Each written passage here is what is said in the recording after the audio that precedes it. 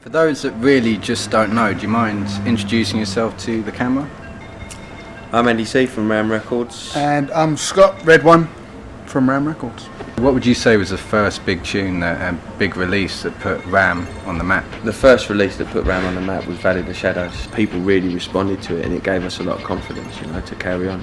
Because before that we'd been working for maybe 2 or 3 years making tunes and not really knowing what was going to be our format in making tunes, and what was the right thing to do, what was the wrong thing to do, and it's just a bit of self-discovery, isn't it, when you first start making tunes. Was there a particular sound that you were going for, that you knew you wanted that label to kind of stand for back then? When Ram was started, I think jungle was only just starting to come about, and the break in the scene had happened between the hardcore sound and the breakbeat sound, and the 4/4 house harder stuff was going its way, and then the breakbeat heavy beeline stuff was sort of at a crossroads, and we just kind of naturally sort of went with a break, because I've always been in, when I started when I was younger, much younger, I was playing the drums and that, so I've always been into the funkier breaks kind of side of stuff. When you think of Ram Records now, you think of the family, you think of Shimon, you think of Red One, Moving Fusion. How and when did the roster kind of expand? We've grown up together. Even back then in the 93, 94, we was all going out and going to clubs, AWOL every week. Me and Shim used to go every week to that religiously. Shim kind of started to get his set up and teach himself how to make, use the equipment, and, we'd give advice and that, and he inspired the Moving Fusion guys. They was good friends with him, so he's inspired them and they've inspired us. It's kind of gone like a domino effect. Everybody's kind of inspired friends with friends and everybody going out together, and you can see one man getting on with one thing and then they're like, I wouldn't mind having a go at that, and it's kind of, as you say, like a snowball effect, and everyone's just one big happy family now. To someone who say it's their dream as a producer to have a release on Ram Records, how do they actually go about doing that, achieving that, being one of the crew? You don't really get a lot of time to listen to demos, but maybe once a month, once every 2 months or something, you have a big listen through. And we've actually started, a couple of other labels now specifically for that purpose, because every tune might not be like, oh, that's a Ram tune or a lifting tune, but started Frequency and Highlight a couple of years ago. But Frequency's been the main sort of the driving force bringing new people through, and it's enabled us to release a lot of tunes from different artists and unknown artists that maybe wouldn't have got released in the first place. But it's a good, it's been a great showcase later for people like Exile, Echo and Sabotage from the States, Magistrate and Nicole, The Outfit. Our own Eddie Wu, who's local to us, who's coming with some big tunes, and obviously Subfocus, who's become like a firm Frequency artist and has now moved up to the Ram label as well. We just want to build our catalogue and our roster and push new artists into the limelight as much as we can. We've got to talk about kind of the Nightbreed guys, how did that come about, where's it going? The Nightbreed guys, Nigel, Ashley and Sam, they've been coming out on the road with me for a few years, we'll all go out and have a laugh at the weekends and stuff, and they've been making tunes for quite a while, and so one night we were out on the road and they got a CD of some new track. They're like, oh, check out the last tune, see what you think of it, it's a bit different, but see how it grabs you. And as soon as it started, even before it had dropped, I was like, what the, I've got to rewind it, play it. What is this? This is an intro, this is what I'm talking about. This is really different.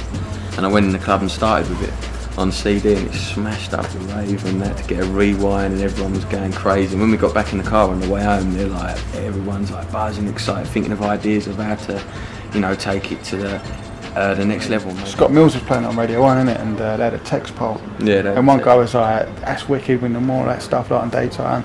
Other guys like, it's total rubbish. Do you know what I mean? It just creates controversy. Other projects that are happening right now, have to mention Nightlife 2.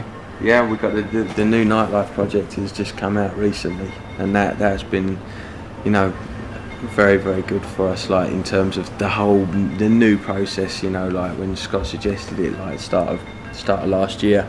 Yeah. And we did a Nightlife one, licensing records from people and you know, putting out a CD in that compilation context was something completely new for us, you know, and it was cool that everybody in the scene wanted to give up their tunes. I think everyone's been willing to help out because drum and bass is a self-sufficient scene, and obviously if they can see like us independents trying to do this rather than, you know, let the majors earn money off your back, then, you know, I think that that's why they've been willing to help, and, you know, and they can see that we're going to promote it properly and pay them on time and all them types of things. Do you know what I mean? So that's why I think it's been a success. Because like, obviously the people that buy the CDs as well, people that go out, they want to buy into the scene as well and see what we're doing. And because it's coming from an underground independent label, you know, it feels, I think people feel that they're doing their part as well to keep the scene alive. But what are your thoughts on the current state of the drum and bass scene? I think it's healthier than ever, personally, musically as well. The amount of parties that are going on, and they're all packed, you know, they're all packed, and the amount of music that's about and to choose from. In London itself, how huge it is, and the rest of the country and the whole, you know, the world. There's stuff going on in, you know, obviously America, there's loads of stuff going on, Canada, Europe, Eastern Europe, Japan, Dubai, Australia, New Zealand. I mean, it's amazing how much it has grown in the past 10 years, you know. The whole vibe of it, the energy, the positive, the culture, the whole, like, you just get caught up in it, and I think that's proved itself all around the world. It's just so healthy. Yeah. You can't knock it one little bit, that it's so big right now.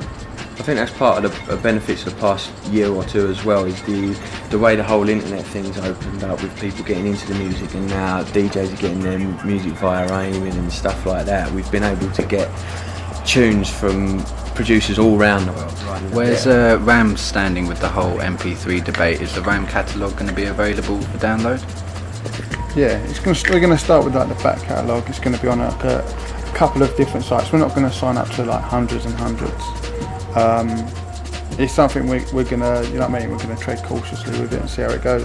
I think you should make the music available to people. You know, you can't say no, you can't get it because you can't buy it on a 12-inch piece of vinyl or something like that. But no, as a label, it's your job to promote the music on as many formats as possible. And if that's new technology, you know, and a new way that people are buying. I mean, I buy tunes MP3s, you know. So if I buy them, you know, that's my thing. I think it's going to be a good thing. You know, I think it's going to even open the market up even more and get drum and bass to more and more people. Obviously, when it comes to downloading music illegally, you know, with the sharing websites, then, you know, like Scott said, the scene is self-sustained. You know, so if people go downloading your music, you know, if producers are out there and their sole form of income is through, you know, the music that they sell. If people download their music and don't pay the respects to like give them the money for the effort, you know, and pay for their works, then that's just going to end up, you know, starving the whole pipeline of people making music. You know, it's not going to give the producers the inspiration to carry on much further if they're forever being, you know, the music's being kind of stolen from them. What should people be looking out for from RAM Records? We've got the Christmas party coming up down the end in December, which is going to be huge. We've got a massive lineup for that one. We've got a lot of back-to-backs happening, a lot of like current DJs doing some old school sets in the second room. We've also got an MC doing big an time old MC school set. doing old school DJ set in the second room. We've got loads of stuff going on. We're going to do something different. We like to do that on our Christmas parties. We like to, do you know what I mean, try and get as much in there as possible and just make it a party, really. Do you know what I mean? Finally, we're down here, aka next door to the N Club. Is it your favourite venue? It is, yeah. I love it down here, man. I love it. It's like home down here, man. This side, the crowd's always wicked. The sound system's smashing. You know, the vibe is just wicked. When you get behind the deck, it just feels like it's good, so man, because you're in with the crowd. Yeah, you know you're what I in mean? the middle You're of the crowd. You've got people behind you, to the sides, in front of you, and you can feel the whole, you know, the electric vibe in the club. And that's why I just love coming down and it's come a long way, man. To be like that. I can remember putting on parties in cowsheds. Literally, yeah, I can remember with a generator running out of petrol and all that. I can remember all the that. amp down in the couch.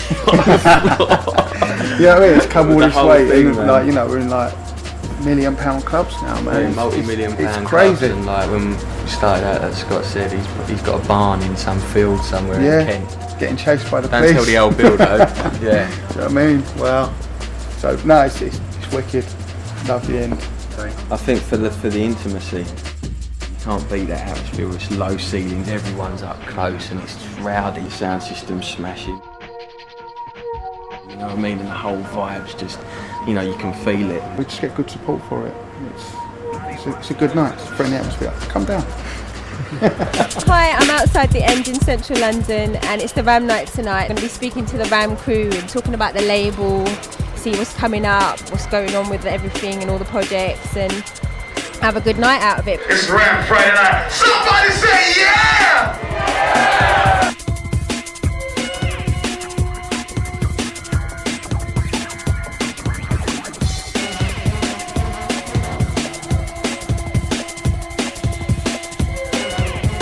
Hello? Hello? Yeah, I'm in a rave. Yeah, I'm in a rave. But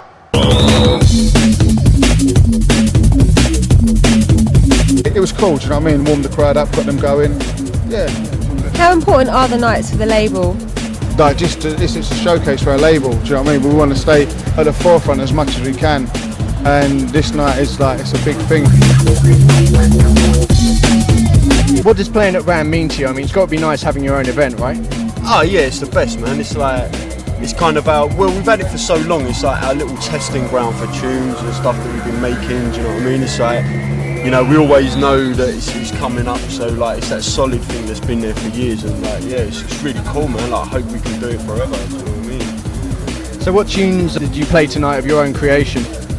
A few bits? Yeah, I've got a few bits coming out. I was playing quite a few things off the last part of the Ram Raiders. Presenting my man Sub Focus over there, he's fucking hot property right now.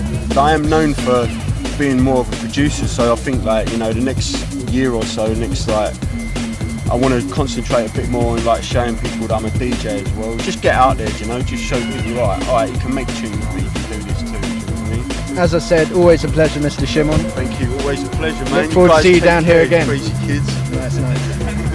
that's what I call vibes. Keep that coming all night long till 5 o'clock in the morning. It's Ram it back.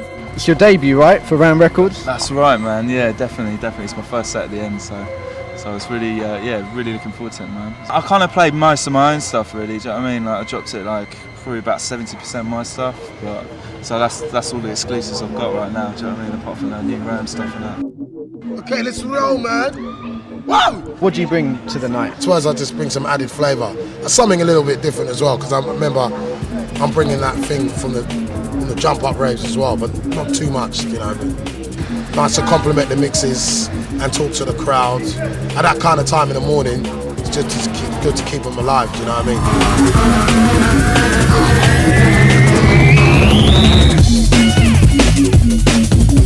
I'm happy to be here with one half of Moving Fusion, Jeff. You look pumped up, ready for tonight. I am, mate. Yeah, I've just turned up. Ready to go, man. Ram night at the End, it's always good, isn't it?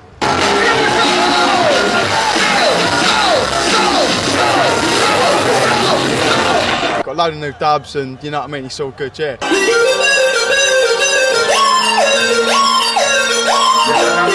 But it's always a stressful one, you know, the day of the Ram night, it's like you've got to get your stuff done, and Thursday night's always about getting new tunes ready and stuff, you know. But it's cool, man, it's like, it's what it's all about, do you know what I mean?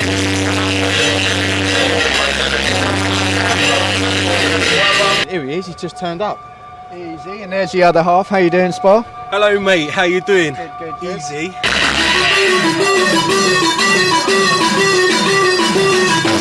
So you've been having a hectic one with him then, knocking up some beats? For definite, mate. The last couple of weeks has been beats. Yeah. Weeks for beats, man. Yeah. You trying to take my flag? Get flying. Whoa!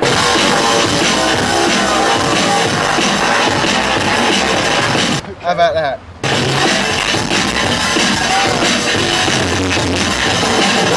You guys just built a studio or something, right? That's right, mate, yeah. We Bricks for brick. Yeah, man. Because you used to be builders, am I right? that's right, mate. Yeah. So it's a tidy studio then? Yeah, Nice, for definite, nice. man. No Nice, shabbiness mate. going on. Nice, man.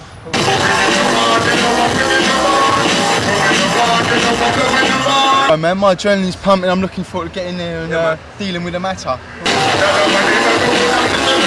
Well, I look forward to seeing you guys tearing it up in there.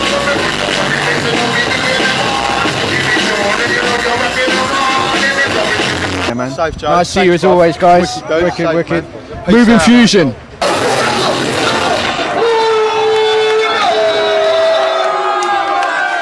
So what's your favourite Ram release to date? Oh, that's a tricky one. There's so many, man. My biggest favourite Ram track to date? There's so many, man. What can you do? What's that one now? There's one that's come. I don't know if it's coming out yet. Oh, mate. I'm going to go with Recharge. Lunar Bass. On the spot, I'd have to say Quest, because that kicked it off for me. He goes, yeah, now is the fucking time. The Cause and Effect, all them tracks, but all across the catalogue, man. Oh, yeah, he does. Yeah, right, yeah. Cold Kit, now's the time, now's the time. Somebody make some noise for me, be so fancy.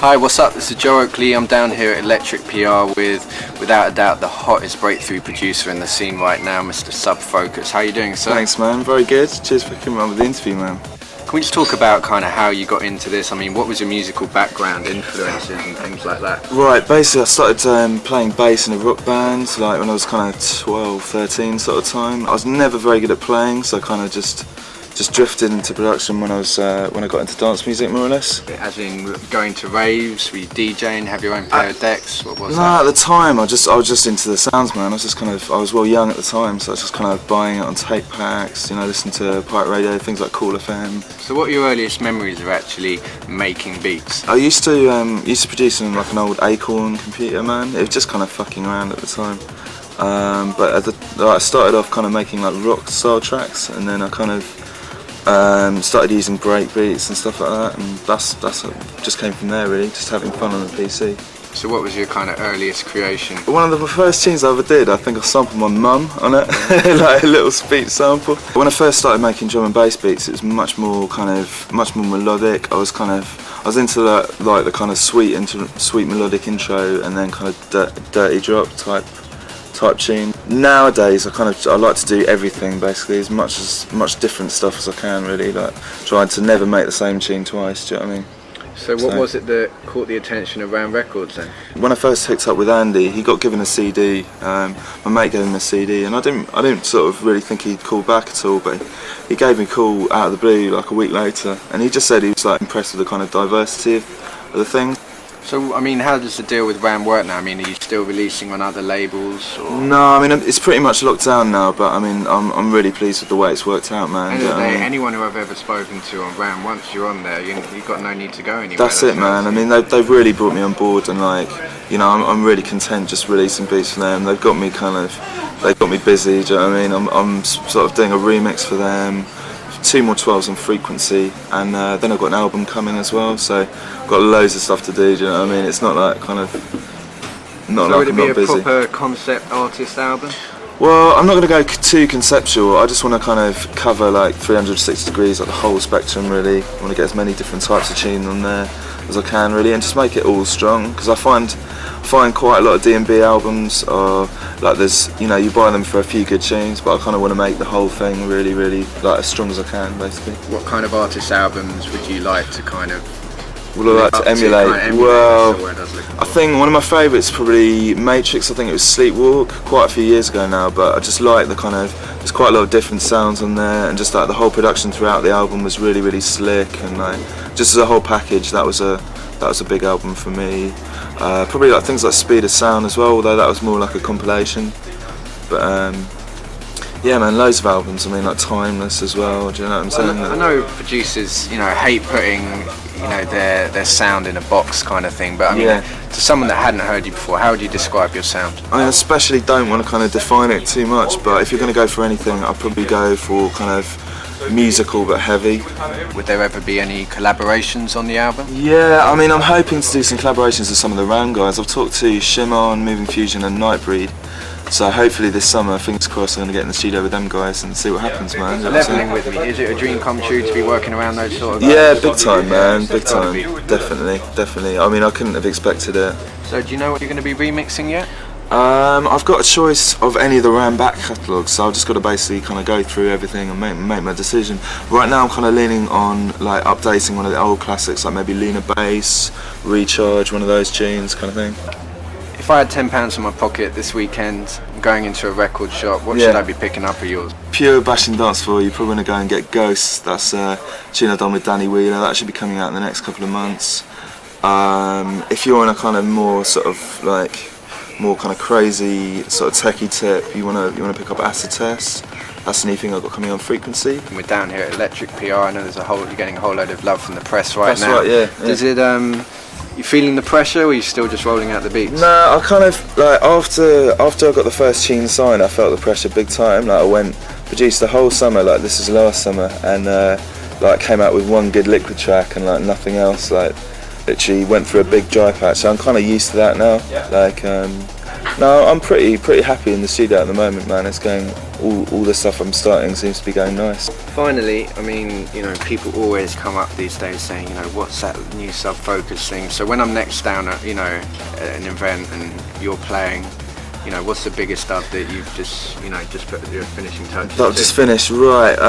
Probably Sound Guy. That's a new thing I got coming. I think that's coming next release on Frequency. There's a track called Blue Note as well, which is doing damage. All the Ram guys are playing it basically, and it's Sound Guy is basically a kind of reggae, kind of ragga sort of tip, kind of updated. Like a lot of people are bringing back that kind of sound right now, and I had a couple of nice sounds for that, so I thought I'd roll out one of them. And that's it, man. Cool, man. Well, I look forward to hearing it and just about everything else you're making at the moment. Yeah, cheers for sorting me out. Cheers for the support, mate. It's all good, man. Keep it up. Nice one, bro.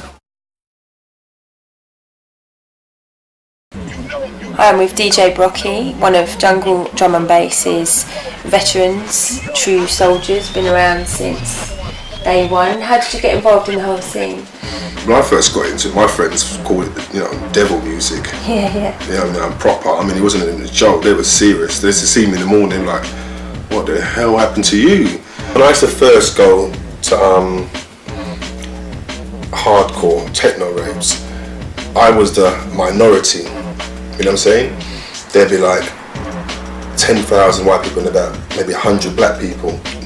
When jungle came about, like actual jungle, because don't forget jungle was a complete breakaway from techno and all the rest of it. It made its own sounds, and we took all samples from ragga records, as you know.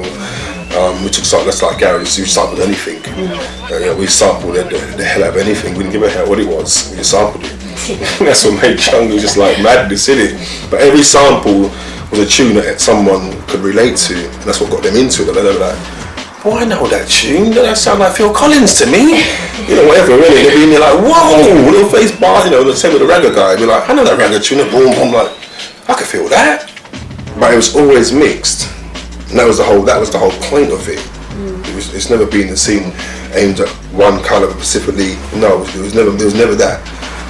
You know what I'm saying? Yeah. Cool FM, as far as I'm concerned, played a major part to the rave scene that kept the rave scene thriving for years up to this day. Everyone that's always been behind it loves the music and loves Cool FM. Brocky and Det, me and Det was the only combination team back in them days. My mum's house and Det's mum's house is opposite each other, so I've known Det for years. And he's always saying to me, you should let me come to the radio station. I was like, shut up, man, you're not ready for that, you know what I mean? And he's like, no, you should let me come, I'll really kill it, I'm good, man, I'm really good. So I said to him, alright, then come. And then, when we first brought him up there, he just sat down, he didn't say a word. He was like that, quiet. And we're looking like, it's like the same guy we know on the road, like, you know, and then he started to get a bit more encouragement, and next thing you know, he picked up the mic and the phone line started to go mad. We didn't see it as it's illegal, we just didn't care. It was just a chance for us to play our music to an audience. We didn't care if it was illegal or not. That made it more fun for us. It was like more of a challenge. Did you ever lose any bits and pieces? Oh yeah, we got raided once or twice, but Cool FM's professional. Yeah. You know what I mean? There's no swearing, there's nothing to do with politics on there. It's we just play music. We believe that the DTI, you know, we've been running for now 12 years, so they know that we're men and we're very serious, and they know that we have the money, we'll be legal. But the way we present ourselves is professional, and we believe the DTI kind of, not I would say lenient with us, but They know we're professional. Other DJs, like big name DJs, they thought it was a joke. They took us as a joke, like, them radio boys. It was that sort of thing. So we was like, we couldn't get no love from nobody. So we decided to do our own things, our own raves at the Rocket, with Cool FM versus Weekend Rush. Oh, right. You know what I'm saying? Yeah. So when the big boys at the time saw the audience that we were getting roadblocks, yeah, they thought, you know, they ain't really little boys, are they? Were you aware of like the media and sort of external forces starting to put labels to? Yeah, I mean, I started to get labelled. Right. When the music started to, they started to say jungle was troublesome. Yeah. And you know, they started to label jungle as like trouble, like, you know, crack, and everyone's thugs in there, and it was getting bad at one point. Up north, we stopped going. You know, we put a band to play up north. Why do you think that happened? Do you think it was a drugs thing? No, it's just the music was big. Right. It was popular. Just like garage. Anything that's popular is gonna, and like you said, the youth gets involved. It's gonna happen. Doesn't matter what it is. Because there's nothing stopping it from being next to all the sort of techno and trance tunes in the charts. It should be there. No matter what. Yeah. Our production's up there like anybody else's. Why do you think it hasn't been like that? Do you think there's too many people who in the scene who, you know, are professional, don't know how to do it, or do you think there's more an attitude of we don't want to sell out because we've always been the underdogs of music? I think it's a bit of both. There is I don't want to sell out thing, but I think that's just nonsense, really. Yeah. Me personally, that don't make sense to me. You know what I mean? As you know, if you make a record, if I make a record or you make a record today, and 1 million people buy it, what, I sold out? No, man, I'm bloody done well. There's always been an underground scene.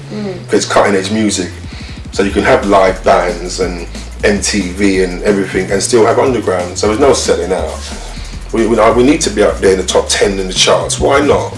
It's good music. We got, you know, it's a multi-million-pound industry, so it should be taken more serious. Think about the whole transferring files to each other's face. No, there's no love no more. There's no connection. There's no more like, you know, you'll have a tune, I'm coming to your house. You know what I'm saying? That anymore. There's no more. I'm ringing you up. I'm saying, yeah, so what's happening? I'm coming to your house, and they're like, yeah, I'll come around, we sit down, have a chat, I've got the tune. You know what I mean? You'll be playing the tune, like, yeah, what do you think about it, bro? I'm like, yeah, it's wicked. You know what I mean? There's no more of that. You just aim it to me, blam, 3 minutes, it's mine, bye. And it's made people go into different groups, and it's made everyone more secretive. You know, don't give him the tune, don't let him, you know, what's shook in this game? It's silly. What do you think of people who just shoot up there in 2 minutes? When I started to DJ, you know, it took 5 years before you could really even play out. You had to do 5 years radio first. We made 4 wicked records, and like really good tunes, good quality, banging, and you give it to the right person in the scene, and he marketed them records properly, you could be DJing like within 3 months. Do you think that causes like a split in the scene? Yes and no. As long as they show me respect when I meet them face to face, and I ask them for a record, and don't start giving me those chippiness, I'm cool with it, and that's been honest on a personal level. But when the same guy that just came through, you know what I mean, and all of a sudden he's big Miss Number One, and you're asking for a tune, and a month ago you wasn't so big, but now you are. You don't want to give me the tune no more. Right. Then I'm upset. Do you think they'll last? Do you think that sort of? Do you think there is actually people who do appreciate good mixing, good tune selection? Yeah, there still is. That's why all of us are still playing out. Major promoters, they know the score. The big promoters know the score, and you know. But like I say, drum and bass is such cutting edge, is that it has to change. Yeah. Everyone, it has to evolve. Drum and bass jungles. It's not just I bought a computer, and I'm a computer wizard, and you know, to me it's deeper than that. It's you got to live it. It's lifestyle. You got to love it. You got to have been doing it, been involved for 10, 15 years. It's not no here today, gone tomorrow. For us, this is our life. So anybody else outside of England would always have to learn from us. Right. That's as far as I'm concerned. Well, you know, the American guys might make, or Australia, whatever, might make some wicked tunes. And when we listen, say your production stepped up and it's very good. We're never going to knock it, but as far as I'm concerned, they still have to learn from us. We're the foundation. Yeah. Simple as that. Yeah. You know what I mean? Okay. Our tunes are made from the heart. I talk until in the morning. I'm serious. I've got enough to say. Yo, this is MC Tally representing for Full Cycle Bristol, and I'm bigging up the word on the street, code of the street.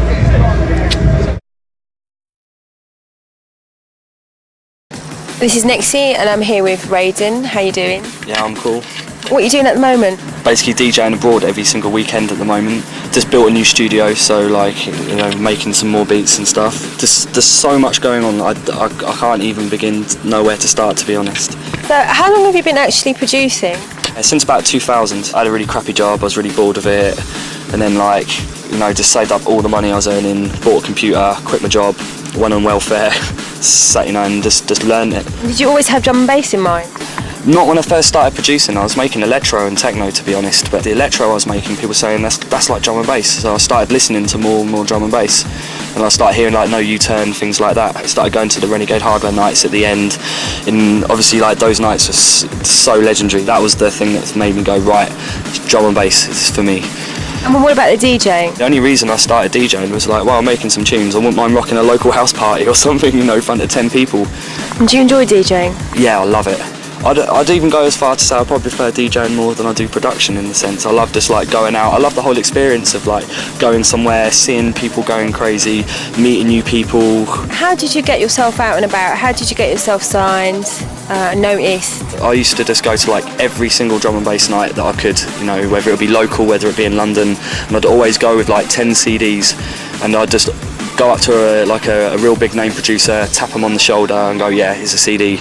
And I did that for like a year, and one day I gave like a CD to Keaton, and I saw he was playing in Brighton a month later, so I went along and, you know, just to find out what he thought, and he was standing next to Friction, DJ Friction. Keaton was really into the track, and Friction had already seen me before from a recording studio I was working at the time, and they said, yeah, like next time you're in the studio, bring your tracks down with you. Which label was your first release on? My actual debut release was Renegade Hardware, but I was already hooked up with Transparent. How important is it, do you think, to stick to maybe 1 or 2 or 3 labels when you're starting out? No, I think it's very important actually. You know, it's all to do with like branding. You know, if you were making like a food product, you'd want it to be in the best food shop possible, because that makes your product look better. I didn't really want to like spread myself out too thin, because it was pretty cool, because, you know, like what with being on Hardware and having Friction helping me, you know, they kind of showed me the way and made sure I did the right moves, and they always said like, you know, just make sure you just do the right releases for the right people at the right time. I've got friends of mine who are making some insane tracks, and I'm making sure they don't give them to anyone, because it only takes one track for you to blow up massive, you know, one track,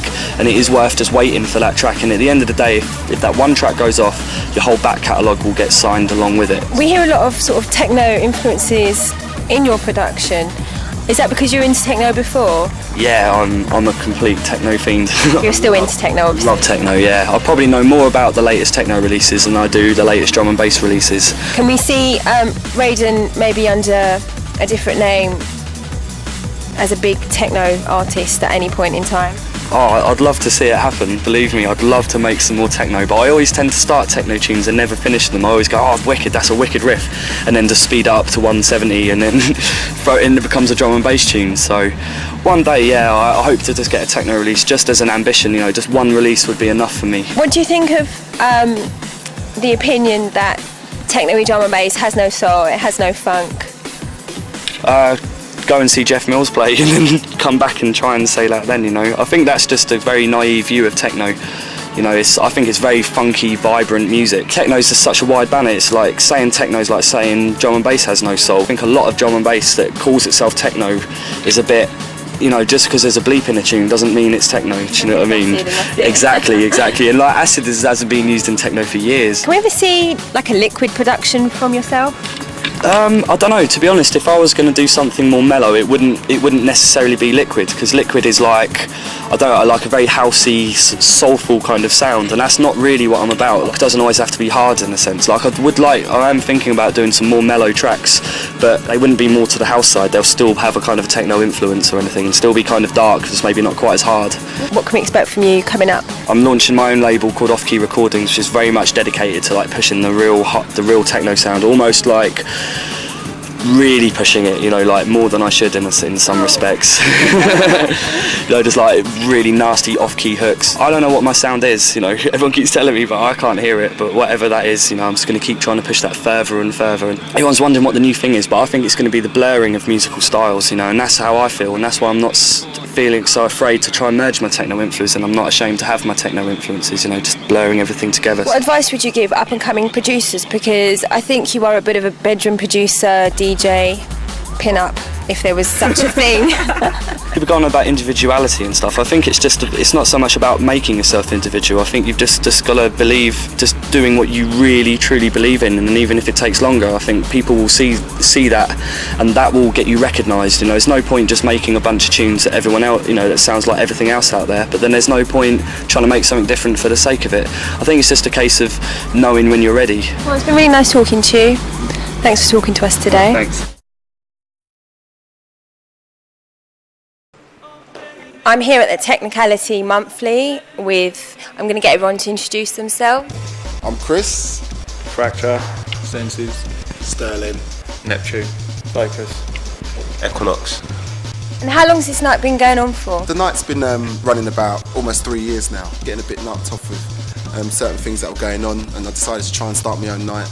And this was a club that I saw on the internet, I can't even remember. But I do sort of believe in the mafioso sort of aspect of sort of running a label. So, you know, you have a family, you have a group of artists and DJs and whatever that, you know, have a similar sort of mindset, and they, you know, hopefully you come together and can produce sort of something that's greater than the sum of the parts, you know. Do you think any of that's got to do with the fact that there isn't that many people making this style of music? I think it certainly made it easier to get noticed in some ways, because everything's kind of like, you know, apples at the moment, or a lot of things are like apples. You know, we're sort of coming with oranges, as it were, but it's still all fruit kind of thing. Do you know what I mean? So, you know, coming with some. You lost me about a minute ago. No, you think about it, you know. How would you describe the music that's played at Technicality? We just play what we like, and it's just that we all happen to like certain things that all kind of match, and it's not particularly what's being played in other venues. The other nights it's more liquid or whatever, you can like roll with it. This one is just get into the beats and breaks, man, just feel it. I want to hear weight where you can't breathe properly. Just shuck up yourself. You know what I mean? That's where I'm coming from, drum and bass. It's my roots, man. Has anyone ever told you look like Jay-Z? Oh, for God's sake, man.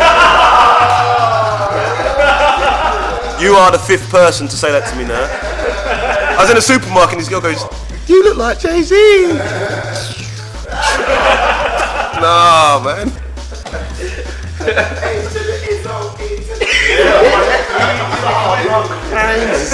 what I mean? We take influences from many other places, as well as sort of break beats and stuff. A lot of the music has got direct influences from funk and from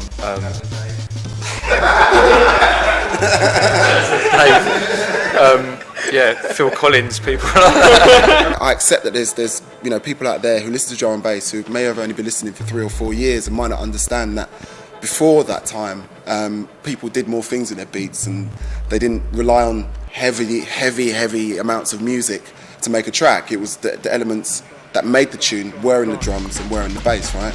We're just doing what was done back then, and we just haven't stopped. We're just too old to know any better. Any DJ can come here, big DJ, small DJ can come here, play what they've got in their collection and just enjoy it. They can come along and have a laugh, have a chat with us lot and have a laugh and have a couple of drinks, whereas a lot of the other times they might turn up 5 minutes before their set and then leave to do the next thing. A lot of people, they come along here, they stay for quite a lot of the night, and they actually play tunes that they enjoy playing rather than the sort of top 10 bag that they might play it in other venues. There's a lot of people that are outside London and abroad who sort of download the mixes every month and everything else, and so we decided to sort of put on an event sort of on a Saturday night and see how it went, and sort of just under 500 people turned up, 40% of which were from abroad, which was the amazing things, from as far as Brazil and crazy places like that. So it was a really intense night. You know, there's people coming from, like I say, from Canada and stuff, who came for this night. You know, spend like £400 or £500 on flights and stuff, and it's just insane. I don't think I would do that for myself. You know, it's bad enough for me coming from South East London to dirty East London, but I know. a lot of those people came from abroad because the whole sort of in perspective vibe is just, it's about the people, about beats, breaks. There's no ego, nothing. Anyone can come into the night, chat with anyone here. Yeah. Everyone's cool. Do you know what I mean? Some certain places you go and there's certain DJs, you know, you try and chat to them, they'll be like, who are you? You know what I mean? It's like, we're the same as anyone else. We love beats, breaks, drum and bass, whatever you want to call it. I think also it's a chance for the little people to have their say, because a lot of artists are making stuff from small parts of the world in their bedroom, and they don't have any direct influence of drum and bass scenes. If you're some little guy that's unknown from the middle of nowhere, but your tune's fat, then all that matters is the fact that your tune's fat. We just rock out, we just have a good life. We're there for the music, and people will always respond to that. As you can see, that we all like having a laugh, and we're all like a big family. And I think that's one of the main things. They keep in perspective. I love you, I think that's one of the main things about in perspective. You can see that we all like having a laugh, and we're like a big family. So yeah, I think that comes across in the club night and the tunes and the label. You can see that we're all mates, and it's not just the business. It's not just the business. It's a love for the music and a love for the vibe that we get. I'm happy to be here with, in my opinion, the best MC this scene has got to offer, Mr. Dynamite. I want to start at the beginning. I just wanted people to get a background. How do they become Dynamite MC? I mean, I'm not saying anyone can do it, but what was your musical background? What were your influences? What got you going? Well, my parents were the first people to put me onto music. They listened to a lot of like Motown and reggae, kind of Teddy Pendergrass, the Desmond Dekker, these kind of things. And that was the kind of sounds I heard. And then as I got older, I started to chase that music myself. It was like early hip hop. You know, Big Daddy Kane, Public Enemy, Ninja Man, Papa San, all these kind of things that were happening. And then the kind of rave, the dance music came in, like house, like Voodoo Ray, a guy called Joe, one of the first electronic tunes I heard. I was like, wow, you know, I'm in this, and like Adonai and all these kind of tunes, and Jack Your Body, and just early beats. And then it got exciting, then the Ragga Twins and Shut Up and Dance. When that started to kick off, and TNT main attraction, it was like Ron and all these kind of things, and Rebel MC. It was a really exciting time. The music was getting faster, it was getting ragga influences, it was being hip hop, and then it would go dark, it would go light, it was bassy, it was an exciting time. I mean, a lot of people, you either pick up the mic or, in your cruise when you're younger, or you have a set of decks. What was it first for you? I said this story a lot, but if nobody's heard it before, I always wanted to be a DJ. Yeah. That's what I wanted to be. I've seen you DJ hip hop, right? Yeah, I DJ now. Yeah. Do you know what I mean? I finally got there now. Yeah. But back in the day, I wanted to be a DJ, and it's like I couldn't afford the turntables. They're mad expensive Technics. So my friend got some, and I used to go around there and want to, let me. Just go on the mic, do the mic, chat. I was like, no, I don't do that. Because I used to, have a little drink, go around, freestyle and stuff. But it wasn't serious. So I did a tape. People heard it went around the way, and they were like, yeah, you should do another tape. So I just started doing it. Kind of snowballed naturally. My early tapes I sound different. My voice is more high pitched. My voice got deeper, The man, was born. So I wrote a lot of lyrics at the beginning. Then I stopped writing lyrics for a while because I didn't like the way it made me think. It took away the spontaneity of it. I used to hear the beat and think, which lyric fits this one? No, in my head, no, that one. Then by the time I worked out which one, I'd kind of missed the vibe. So I stopped for a long time. I was like, fuck that, I'm not going to, and I just wanted to just let the tune dictate what I was going to do. And I still use that style heavily. But I've still got some kind of lyrics in there that I can drop whenever I want. Okay, I'm allowed one generic question. How would you describe your style to someone who hadn't heard you before? Well, I like to mix it up a little bit. I kind of got like rap overtones because I like my hip hop. I can do the Speedy Gonzalez because I've been in this from day one, and that's the vibe. Even little ragga touches. Just kind of clear and concise, and talk when it's time to talk, rhyme when it's time to rhyme, sing when it's time to sing, and shut up when it's time to shut up. How did you come to team up with Ronnie Size? This was back in the day. I MC'd at a party in Didcot, and with this guy Crazy G, who I was working with. And I MC'd for this guy called Ronnie Size, this guy called Crust, and like a month afterwards I got a call. I was like, yeah, this Ronnie guy is trying to get a hold of you. You MC for him in Didcot? I was like, oh, okay, cool. So I went to Bristol to meet him, sat down. He just told me about Full Cycle, told me that he was producing records, playing me some tunes. He's got Crust, Southern Die, and looking for a voice and to roll like a unit, like a camp. And I was in it, he was enthusiastic, he had drive, he had vision, he had a plan. Because I was just MCing for free. I wasn't expected to get paid. I was happy to get in the club for free. That was the point for me. I don't have to pay to get in. You know, that's the naturalness, the humbleness of it. So how would you describe the album? I wanted to represent the state of UK clubbing, because clubbing in UK is more time. You go to a club and in room 1 there's this kind of music, in room 2 there's this kind of music, and you get room 3 upstairs. So that's what I've done with the album. I've split it into 3 rooms. So room 1's your hip hop, room 2 is your breaks, garage, whatever you want to call it. And that's been true to yourself, because I mean I've seen you working in all those different rooms. So, yeah, that's it's World of Dynamite. It's my world. That's how I get down. That's what I'm into. Can you drop some names for us, people that you work with? I mean, the people on the album, I work with Andy C, I work with Zinc, I work with High Contrast, I work with Marky, I work with Ronnie, I work with Skits, Fusion, Wookie, TNT, Elephant Man, Skibber. Finally, I mean, what advice would you give to a young MC battling away but not really getting much love? Man, you just gotta be persistent, really and truly, and you gotta try and have your own try and offer something that not anybody else is offering. Because if you sound like the next guy, then what's the point listening to you? Especially if the next guy is kind of better or has higher acclaim, they're gonna go straight over there. So try and have your own angle. But should they go up to people like you and ask to grab the mic? Oh, you listen to Rest the DJ? Yeah. So what do they do? What are they supposed to do? If they can't do that, what are they But I said it in the song. I said, don't get me wrong. It's hard to get a break. I know, but when I perform, I'm on the flow. It's like, you want a break? Give me a tape. You can find a promoter, give them a tape. Write your number on it, nice and clear. You on your DJ, you on your own. Start your own label, start your own tune, put on your own dance, control your own room. A lot of good camps have done this. A lot of good crews have run this. Draw example. Because in this world, you got to make things happen. If your phone ain't ringing or your door ain't tapping, take charge. I can't remember my own lyrics. No one can mute your volume. It's basically like, I don't mind people coming at me, but some people are it's the feisty ones. They're rude with it, man. They're feisty with it. They come at you like yo. Like, I have to. Do you know what I mean? Just be humble. I remember going to an MC, big MC, was still MCing now back in the day. I'm not even gonna say his name. And I said to him, yeah, any chance giving the MC a break? And he was like, no. Straight away. And I was like, okay, cool. Because it doesn't have to do anything. Like I say in the song, you wouldn't come to a dance with 2 records on you and go up to Groove Right and go, oi, let me just mix these in real quick. I'm wicked. Just trust me, I'm really good. There's only 2 tunes. It's only 2 tunes. It's unheard of. You wouldn't get on a bus and say, hey, let me drive these next 3 stops. I'm a great driver. So why, when the MC, you think you can come up and be like, yeah, let me spit 16? It's a weird kind of, just because they can actually see the mic, I don't know, that they feel they can get to it. There's some times where, yeah, you do bubble, and yeah, you do give an MC a break, but there's some times where this is not the right time. It ain't the right time. So just be humble with it. And really you should do a tape. And you should find the promoter and say, this is me and my DJ, I'm an MC, I'm trying to get a break, listen to the tape. At least you can go home with something, listen to it, be like, hey, I heard your tape, you're kind of ill, why don't you come down, you could do 9 to 10, or you could, there's ways to go about it. Because it's pretty hard for me to bring you in. Even if you tell somebody, come on the mic, do 16 bars, and you know what, okay, great, I'll get you a date in Germany. No, I won't. No, I can't. You know what I mean? I'm still trying to get dates for myself, so the promoter's the person you really want to get at, because he can make it happen for you. Wicked, man. Well, best of luck with it. Sure to do well. Thank you. Keep up the good work. All right. Thank you.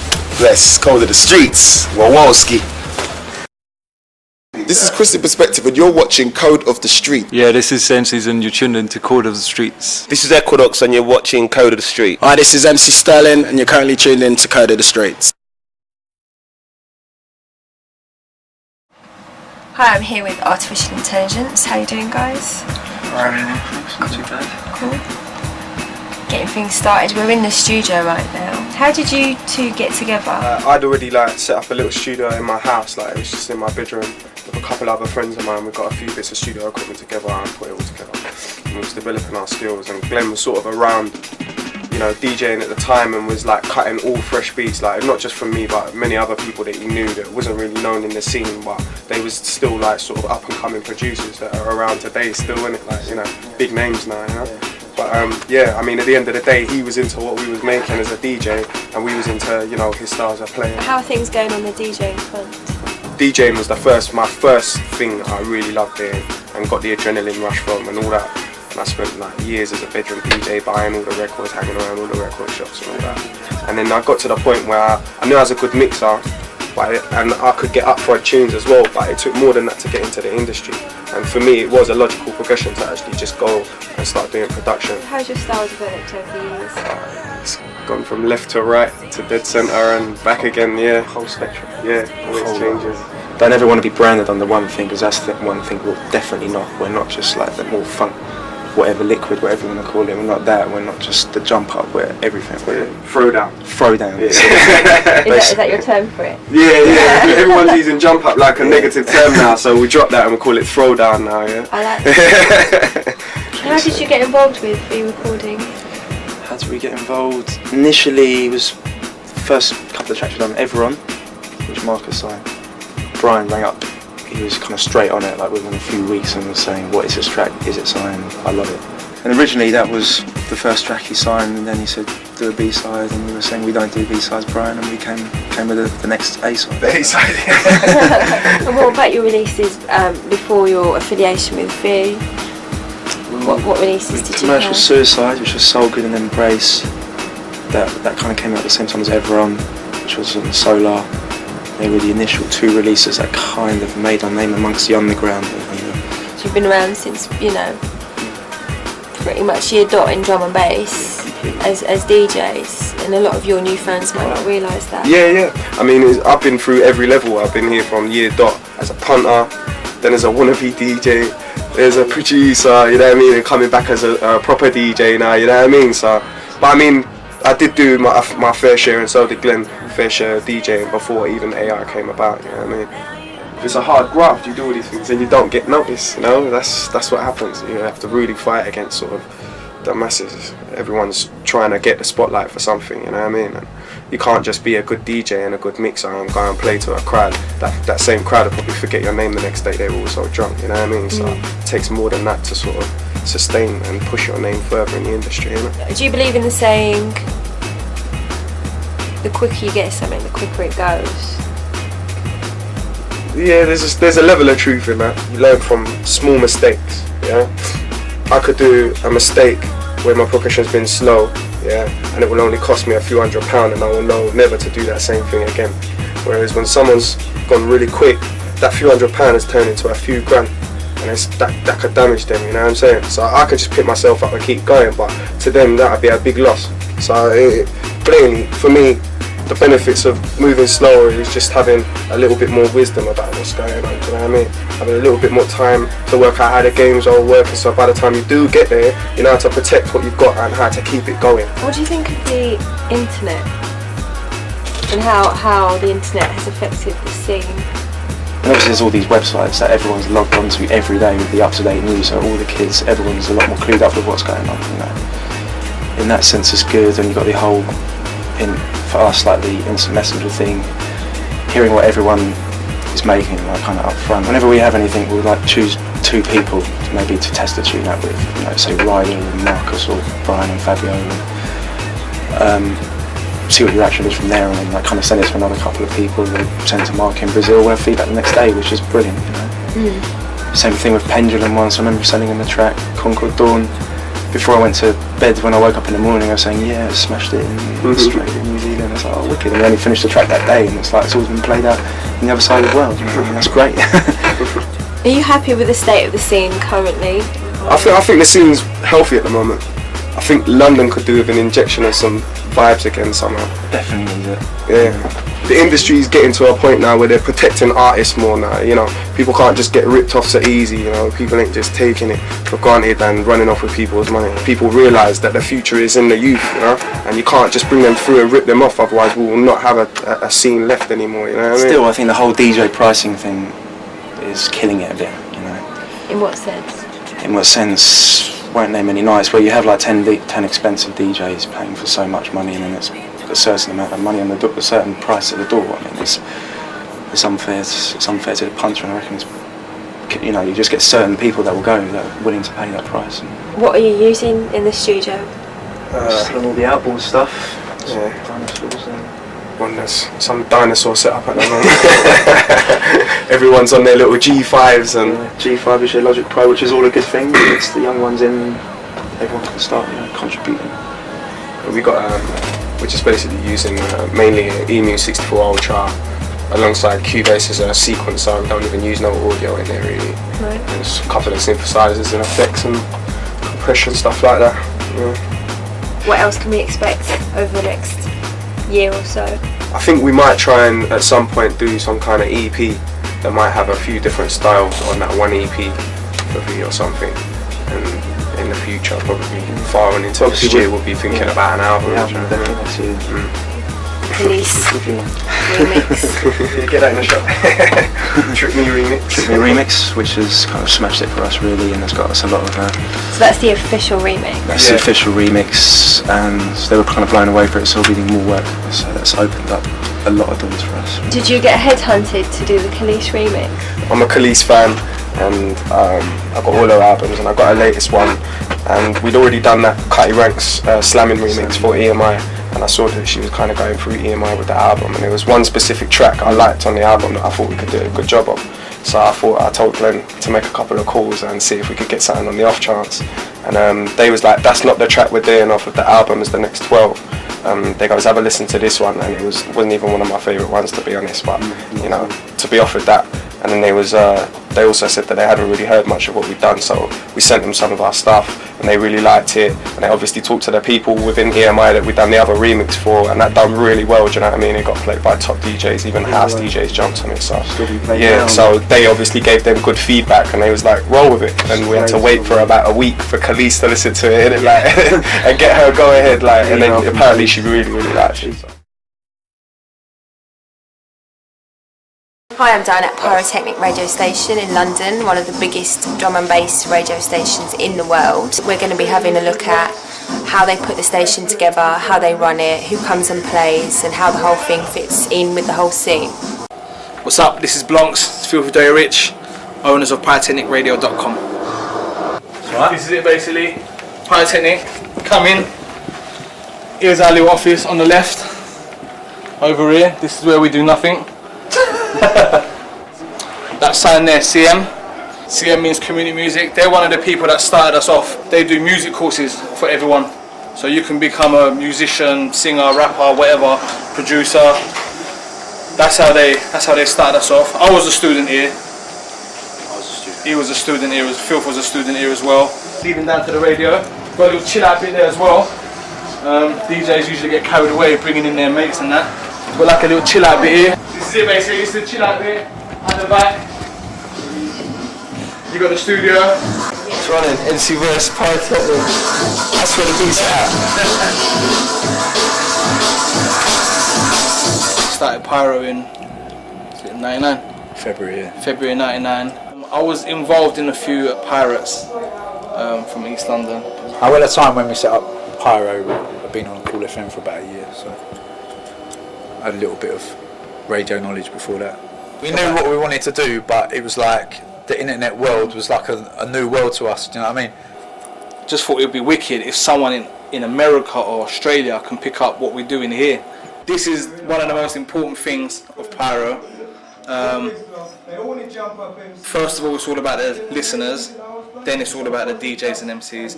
This is where like all the listeners will get their shouts and dedications, and you know, I don't know if you know that like Pyro vibe where when you was young you bring up a Pyro and you get a shout and you feel good after hearing your name, you know what I mean?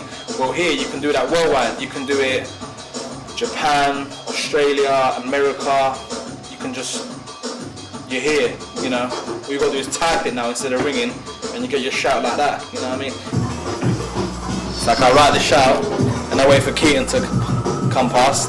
Which is lucky I'm here right now, sir. Give him the shouts. Alright, then there it is. I'm gonna give me some guys so you get the shout out. Alright.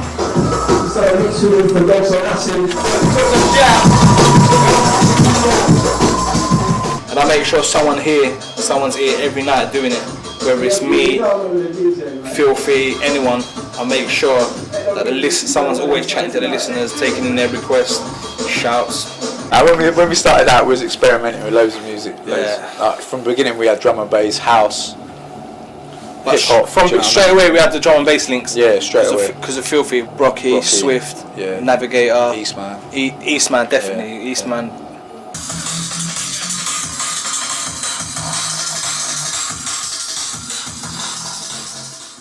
down this station about, on average, once, twice a month, because I do the Renegade Hardware show, also the Metalhead show, and usually come down when like one of my other boys are playing as well, just to support. It's like, it's a good thing. We've got Renegade Hardware, they're on every 2 weeks. Metalheads, they're on every 2 weeks. Goldie presents, he'll bring down a Metalheads artist. Hospital Recordings, Ram Recordings. We try and get the biggest names for all our listeners. Yeah, you guys got to look out for this forthcoming DVD magazine. Basically, it's called Code of the Street. It's just going to be a way for you to watch a DVD and find out, you know, about all your drum and bass artists, all the DJs, studio production tips, that kind of thing. MCs, not forgetting them. I was down here once with a guy from Urban Takeover like a few years back now, and there was like 4 MCs and he was just going off in there, and it was just like wicked vibe, and you could see the people in the chat rooms. There's like all the countries you can think of around the world. Everybody's just coming in. Yeah, I'm in Venezuela, yeah, I'm in Budapest, yeah, I'm in Israel, yeah, I'm in here. And it's just like you're just giving bare shouts out across the whole globe, and you can't do that in the club, you know what I mean? It's just like you've got to big these mans up because they've created this thing, and I think this is the leading one.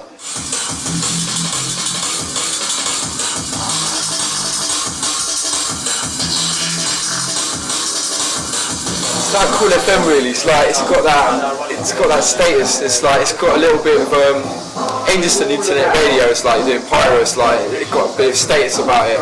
And I think no matter how big a DJ you are, you know, you can never get bigger than radio, you know what I mean? It's like radio, you don't know who you're reaching to, and MCs like... The way it's organised as well, man, they organise it professionally. It's like, it's done like a proper professional station, how it should be. Everything is like, everyone's got their times, everyone's got to arrive on time, and it's just like, a DJ can appreciate that, because that's all you want at the end of the day. You want to turn up somewhere, everything be correct, be there on time, do your set, and then reach out to the people, and like, that's what it does, and it does it perfectly, so I think that's why everyone supports it. Mind Killer. Bad tune. We had this dude, he played a saxophone.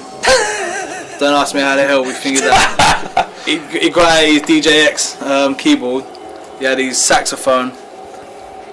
Some Chaz and Dave lyrics. Some Chaz. What kind of music was it? Don't know that. No one knows. It's a myth. Even he didn't know what he was doing. But I got a forthcoming label called Refuge, and I've got a few tunes I've been doing, and I just want to play the listeners' song. See what you're feeling, see what you'd like to hear as the first release. It's got more easier now because obviously we're well known, we've won awards. But I mean, yeah, I mean that, from the first year coming up to that, you know, till last year, you know, it's done everything good on a shoestring budget. Radio is such a creative thing in the fact that we can go and do something else because we are radio. It's like expected of you to do events. Yeah. You know, we're just about to set up the record label, just about to start our own TV station. Sky Digital. We really want to get on that. Digital radio, isn't it? Digital radio. We want to get morning shows. You know, we want to get a few celebs as well coming down to do shows. I mean, we're in talks with Ashley Cole. You know, the whole scene gets catered for, and it ain't just about one style, and it's like, it's good, man. It's like, I'm in it. It's good. If you really want to hear the vibe, if you really want to know what's going on in the UK at this moment, then you can just turn on your computer and click, and it's going off. You know what I mean?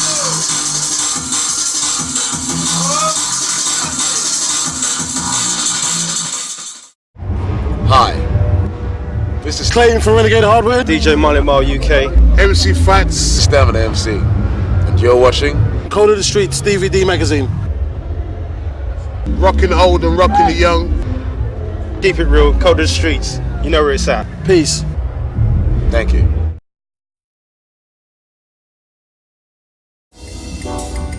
Tell you what, Homelands gets better and better every year, man. This is what you're all about, isn't it? I love it, mate. I really, really love it. Wicked, man. Food, some lovely ladies. It's all tidy, man. It's nice.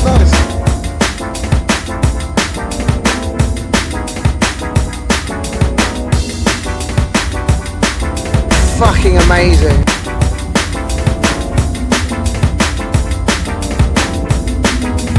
I've been coming Homelands for years. I love the festivals, man. Get crazy, love people.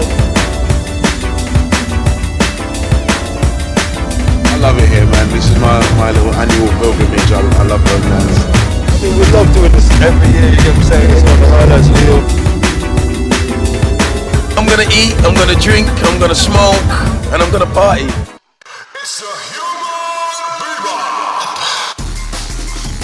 I'm here with Tony, the renowned Tony from Hospital Records, the main man behind London Electricity. Just come off stage. You enjoy that? Yeah, that was alright, you know, it was like a little cheeky one. It was brilliant, it was wicked. Beautiful audience, really nice. We had an easy time on stage. Everyone enjoyed themselves. How many thousand people in there? It was enough, wasn't it? Enough thousand people, and they were all singing along. Playing in front of gorgeous, wonderful people and kids. I'm 40 years old and I feel 10.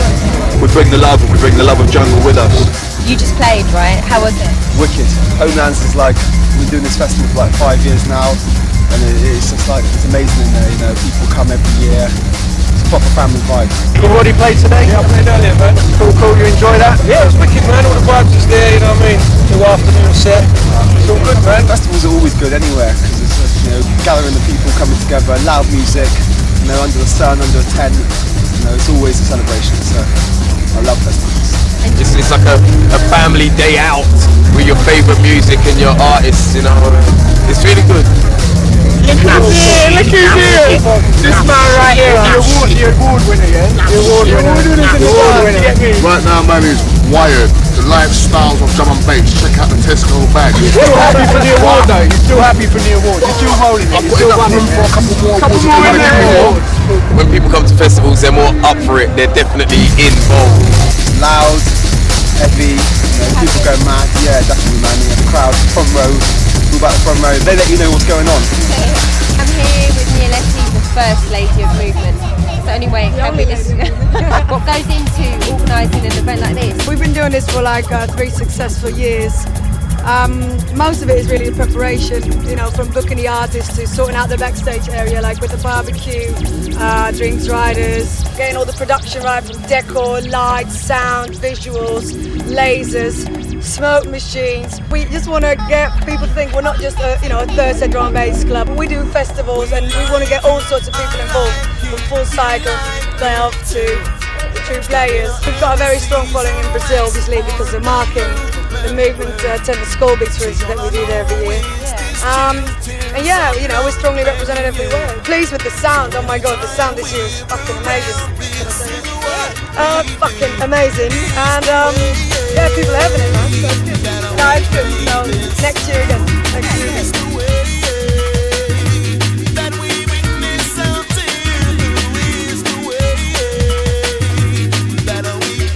Just got back from New York and it was kind of a nice surprise to see that drum and bass is still strong and alive and kicking out here. When you get off the stage and everyone's like, yeah, that was wicked, and I mean, to be honest, up there I had a fantastic time. I was hot and sweaty, but I had a wicked time. I love the festivals, man. Get crazy, enough people. You see all the DJs and the MCs, everyone's milling around, eating food. It's good. It's really cool, like, to come down and see so many people dancing to drum and bass and see how big it's getting, do you know what I mean? But generally, if anything involves being outside, I'm usually a bit suspicious about it. Movement again has provided, I think, the best energy out of all the tents that I've seen at Homelands every time I return. The Homelands thing is always good, you know. What's wicked about it is we've always got loads of people from the drum and bass scene here, and if everyone's not here, somebody from each camp is representing, and you're all together, and everyone just gets mashed. It's wicked. We've got an excellent lineup. I mean, you know, we sat down, we put the lineup together, and when I look back at the lineup, I thought, yeah, it's going to be an incredible Was that Zig Marky thing, was that planned? It was just like, they were supposed to do separate sessions, so it was like, decided to work together. So it was like one of the best sets I've heard in my life.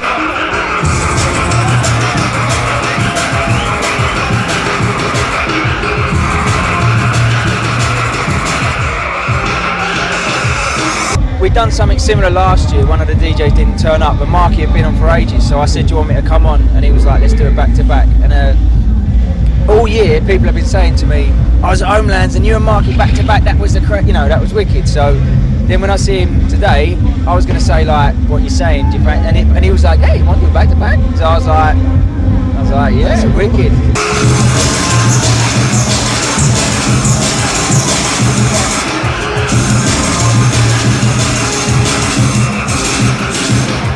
It's wicked to play somewhere like this. Yeah, I like it. I'm very impressive. How does it compare to Skull Beats? The Skull Beats is a good festival, man.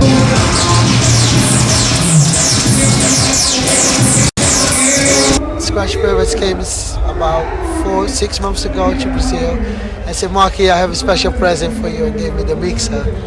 And I said, oh my God, and I just looked the mixer, and I said, oh, I think it's complicated to use. He said, no, it's just use the touch screens. And I said, yeah, cool. And I'm using the touch screens, and in a few minutes. Yeah, they're crazy. I saw one, I was with Craze, and I was using one, and I said to him, this mixer's shit, man, what is this mixer about? He's like, dude, man, this mixer is the shit. It's not shit, it's the shit. And he's like, he started pressing all these buttons like he's on a starship.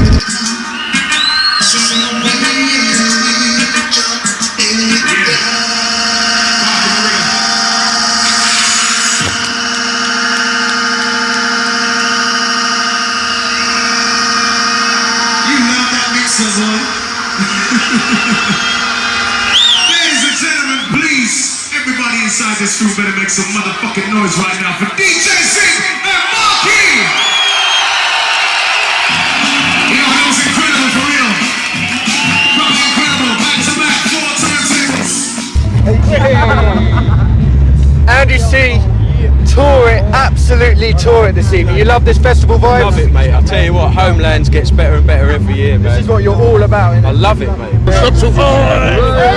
Ambush! I really love it. We was coming down here, I didn't know what the weather was going to be like, but it turned up. I heard them on the radio and they were saying, oh, the house tent, this is the most packed tent in here, but you come down here and that just they can't fit any more people in there, man. What did you think of tonight's performance? It was tidy, you know. Good enough for you? Good enough for you? Right in the back. It was tidy and it was cool. But the sound system's fat and everyone's jumping. They've been going since 1 o'clock, so you know what I mean. That just shows like drum and bass, the energy's there, man. Andy C, you know. All right, because we salute you.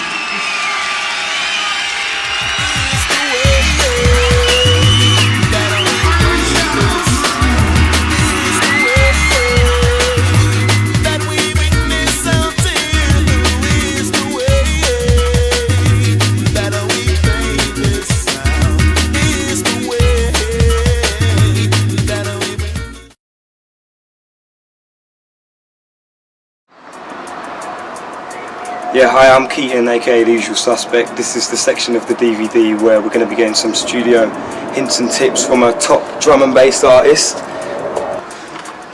Here we have the legendary Mr. Dom and Roland. What's happening, Dom? You alright? Come up. Yeah, exit. Shut the door, please, Mr. Cameraman, sir. We're coming into the studio here. Yes. What's happening, Dom? Alright. So, Dom, this is the studio.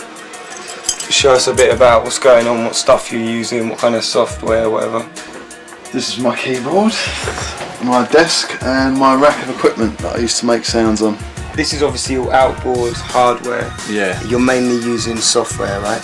Yeah, I was using all the outboard before, but now I use the software as the front end, and then I process all of the sound through this stuff, and then it goes back into the computer again. So how long have you been working like that? What did you used to use? I used to be on just samplers and I don't know, Atari with Cubase. Right. What kind of sampler were you using? Roland and the EMU. So that's where the name Dom and Roland comes from, right? Yeah. And then an EMU. So what's replaced that now with software? Logic pretty much does everything. All this you can get in the computer now. Right. It's getting really good, especially with like you see this contact sampler. Right. That's they've got all the features nearly that the EMU have got. What inspires you when you work? Life in general inspires me, Mm-hmm. and something I've learned over the last 10 years of sitting in the studio all day long is there's much more inspiring stuff outside. Mm-hmm. Show us now how you'd actually vibe with a sound in contact. I've got this sound, and we're going to try and fuck it up a bit. We're going to put some filters on it first. So what's that? That's actually cutting the frequencies of the original sound, yeah? That's the filter's cutting them, and this the envelope tells the filter where to cut them. So sometimes you just vibe like this with no beats playing. You just might find a sound and play a riff in it. Find the sound, right? Move it about. No, I've always got a break playing, and I'll vibe on top of that. I spend a long time just playing around with Right. things until I get it. So that's what it is, why you're getting such a cool sound, because you're just vibing with all different ideas, trying loads of different things. Exactly, then you can take it on to the next level. You can start doing stuff outside the computer. And you can start, trying to distort. Some analog distortion.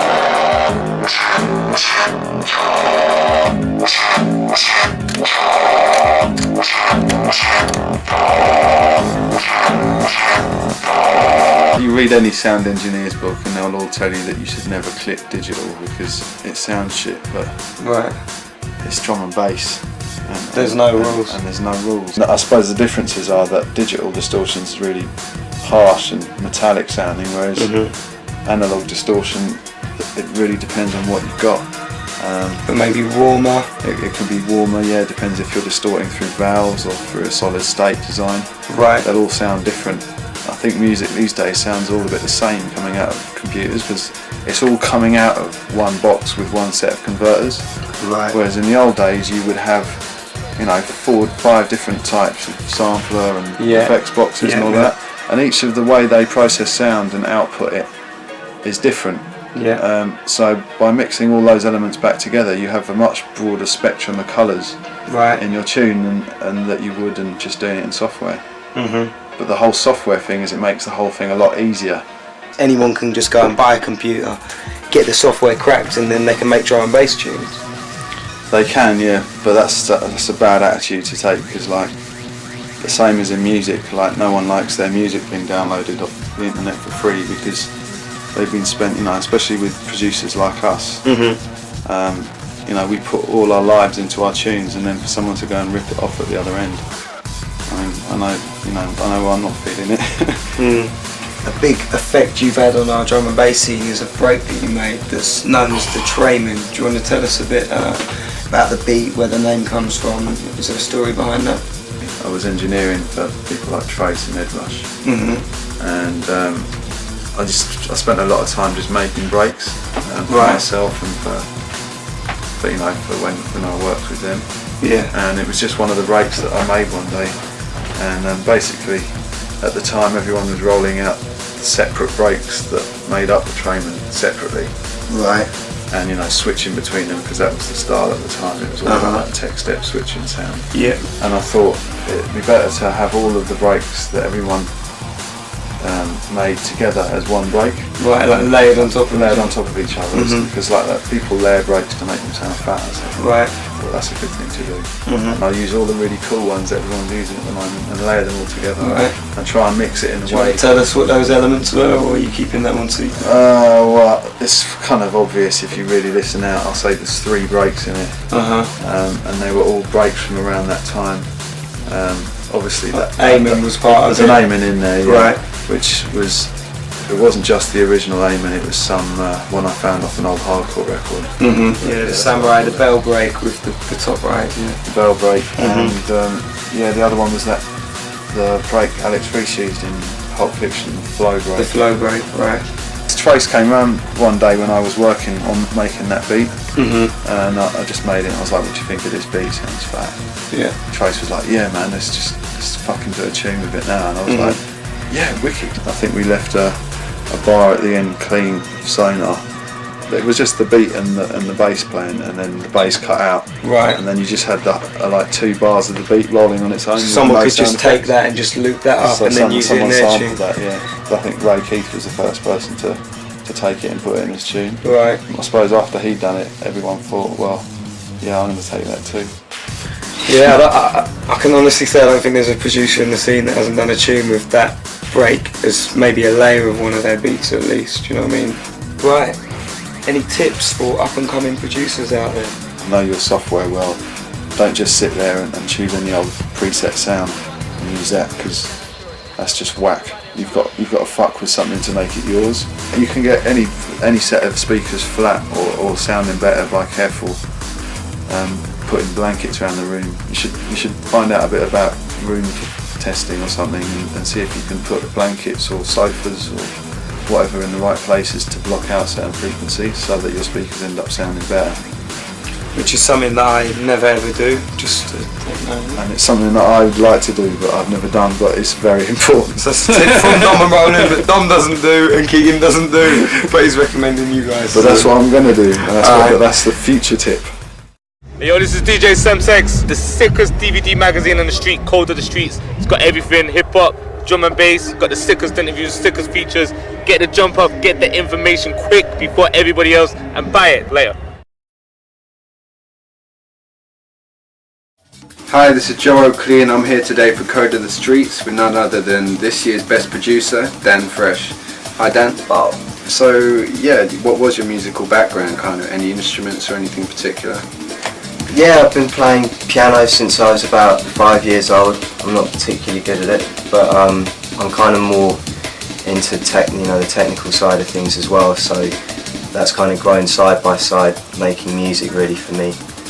I've been pretty much making music in one form or the other my whole life. I used to have like a Atari ST, and I used to like run this mad little sequencer where you could only play 4 things at the same time. So you had to choose between either having the bass line and the beats, or having like the beats and the strings, you know what I mean? I've been pretty much improvising using keyboards, like whatever I could lay my hands on. I mean, from when I first like grasped the whole idea of the concept of mixing and shit, I was really fascinated with it.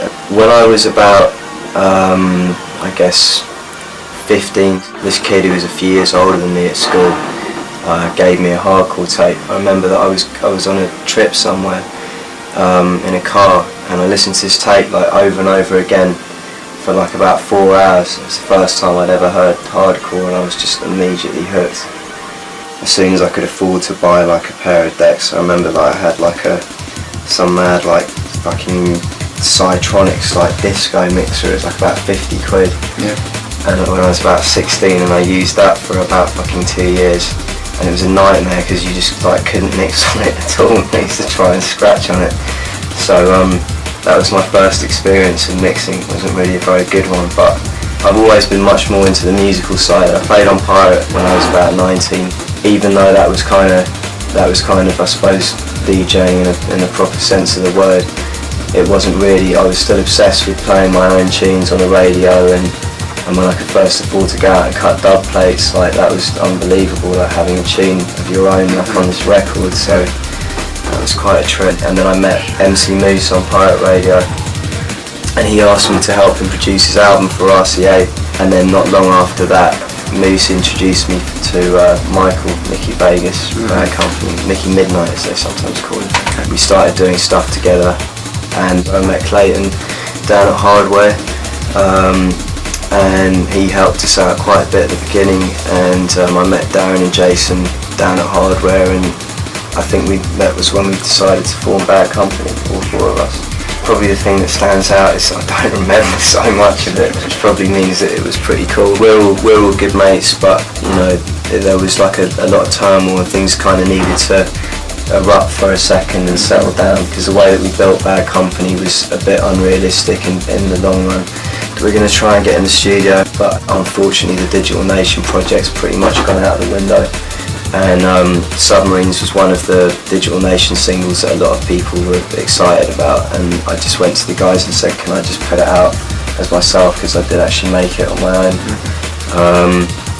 And that's you on vocals, right? Yeah. That's cool, that's cool. Breakbeat Chaos, I mean, you've already done that great signing with Pendulum. Are there any other kind of exclusive signings that people that you can already reveal to us? Yeah, we're signing Baron to the label exclusively. I figured that it's really important for the label to have a DJ who's a wicked DJ per se, and to promote him as that, and to me that really is Baron. And Pendulum, Paul from Pendulum, Al Hornet is a wicked DJ as well. And Baron's also a great producer, so all round really happy with signing him. And MC Darrison, I'm trying to do some stuff with at the moment, feature over this year. So I'd like to, because I like all the styles of drum and bass, and I try to here and there to try and be diverse, like with my production and stuff. But I do genuinely like dancehall stuff, and I can't seem to stop myself making it. Because you're the main A&R behind all of this, right? These are just things that hurt you, and you just quickly go after them. Well, and pick them up. pretty much, but I mean, like Dreadlock, for example, was a track. I actually heard that Pendulum were going through a bunch of tracks, like, and I walked through the room whilst they were listening to it, and I was like, what the fuck is that? And shortly after that, I signed it. The thing is, these days I spend so much time in the studio and just generally on the phone trying to sort things out that I don't get a chance to really listen to a lot of stuff. So, you know, I'll speak to other people. Pendulum will play me a bunch of stuff because they're very active on the internet listening to people's tunes. Adam will play me things, people play me stuff, do you know what I mean? And then obviously I check the people that I'm already working with quite a lot, so that's the main, that really for me the main A&R is through the channels that I already know, do you know what I mean? Drum and bass, you're still smashing it even from the other side of the big pond. But let's talk about the hip hop for a bit. I mean, you went out there to take that thing seriously, you know, that was a big step. How's that coming along? And the whole moving thing was pretty stressful, and it took a while really to just settle down and start working on stuff. Me and Adam have worked with Redman, and Adam's trying to do an album at the moment, which I'm kind of helping him with. Because you left with just a Slim Shady bootleg, right? Slim Shady bootleg. I think that's what you got on the plane with, and you know, from what I hear, you know, you've got a few tracks under your belt hip hop wise now. Well, yeah, I've been making beats. I met a guy from Rockefeller who's doing some beats for Rockefeller, and I've had some interest from a couple of really big rappers. I found though that, like, whilst I've been out there, it's been really difficult, even in this day and age, to communicate with everybody. The dance scene in general in the States has been on a bit of a downturn recently because of the Rave Act, which is a new bill that stops. It basically penalises promoters for having people doing drugs in their dance. So in other words, have you ever seen that actually go down? I was once in New Orleans a few years ago, and this club got shut down whilst me and Mick were supposed to play as Bad Company, and the club got shut down, and there was a coach full of DEA outside the club who were like busting the club. That was pretty mad. There was like 2,000 kids out on the street in New Orleans. It's probably one of the strangest things that I think I've seen, like 2,000 kids sort of virtually rioting on the street at 2 in the morning, all on pills, do you know what I mean? Generally things are definitely slowing down a little bit out there at the moment, but I think that, you know, everything in drum and bass and in life kind of goes in cycles, and what we're probably seeing now is just like the preempt to like a whole big new explosion. Yeah, this is DJ Brookie!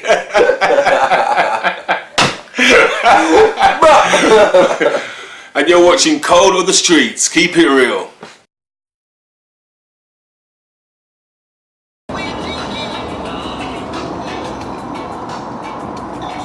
Hello, I'm Nicky Black Market here, and from Black Market Records, and you're on the road with me. We're going to Worcester, a place called Images, and then, oh, hang on, Miss Navigator's talking. And straight after that, we're going up to Simon Bassline and Drum Sounds Technique Night up in Derby. I've been up this morning since 6 o'clock, London time, English time. I've been up since 6, so it's like constant travelling, you know. Like years ago, when I started off, I didn't even have a licence. I couldn't even drive. I only wake up in the morning, you know. I was relying on other people, and that's not the one really. Audi A4, 3 litre, 4-wheel drive. I'm sure you haven't got a light. I've always wanted to do what I'm doing now, ever since I was a little kid. You know, it depends how determined you really are, you know, and obviously you have to have that break, but you have to wait for that break. You know, sometimes you might not have two days without any sleep. You know, you still got to do your runnings, you know. And I've got family as well. I've got 2 kids as well now. So try and hold everything down, you know. It's hard, you know. It's not all glamorous and rosy, you know. On the sat nav it says we're going to get there at 10 to. So it's gone down a minute now. 11 minutes to. So that's good. That's all right. Then we've got an hour and a half to get from Worcester to Derby, so that's fine. If I'm late, it reminds me of when you're at school. You know, when you go, you know, when you start your first day at school. Yeah. You know, and You can't be late for your first day at school, can you? Now, round here or where? It's like just after 11. And we're running a bit late, but better late than never. I'm only going to be a couple of minutes late. Where are we going now then? Wrong. Sorry? You gone wrong. Absolutely nothing. Absolutely nothing. And you? No, not at all. Oh, mate. Right, man. What's he done wrong?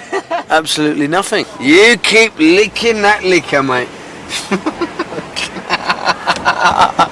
What's he doing wrong? Oh, well, you get funny people, don't you? Come on, let's go. Let's go, let's go.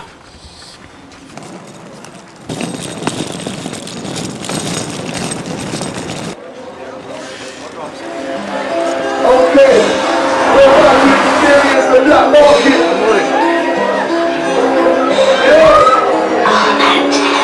Mickey Black Market, man.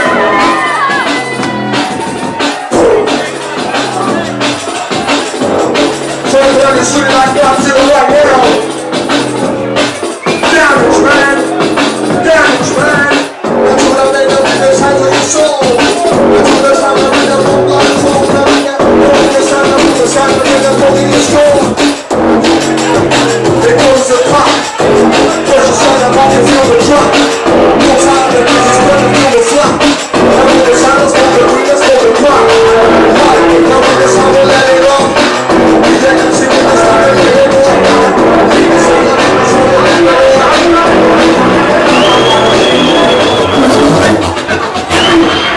Now, Mickey Black Market, last one. Alongside the juice, last one. Last one, Mickey Black with G-Car, Worcester. Y'all ready for this? Y'all ready for that?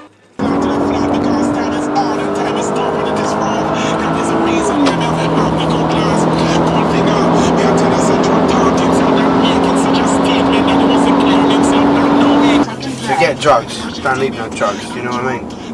You know, it's adrenaline's pumping. It's like, you know, it's very hard to unwind afterwards. You know what I mean? What you don't know, you don't know. You know. It's true, right? You know, 70 minutes and 65 miles, and a lot of this. We got this roadworks here, 50 mile an hour, which is ridiculous really when there's nothing going on. Oh, this is not good. This is not what we wanted when we were on time. This is not the one when we're on time now. This ain't the one, man. And it's not even, this is the motorway now. Hard shoulder and 3 lanes out of bounds. Does that make sense? Give the road workers another tea break. Yeah. They deserve it, don't they?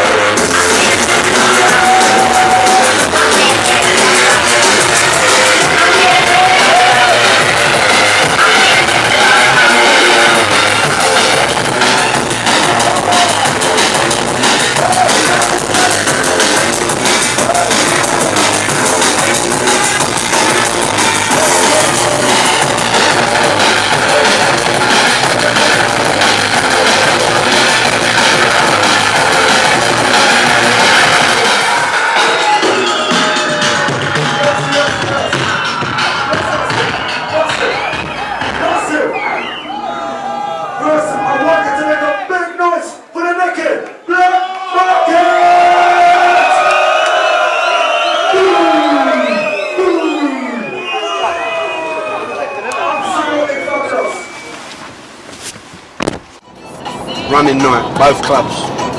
Wicked. Worcester, running, Derby, off the hook. Off the hook. Seemed like 5 minutes. It's 20 to 4 now. To my house, I've got 102 miles. More mission, drive back now. And then sort my music out for Estonia. Have breakfast, have a shower, and then go straight to Heathrow.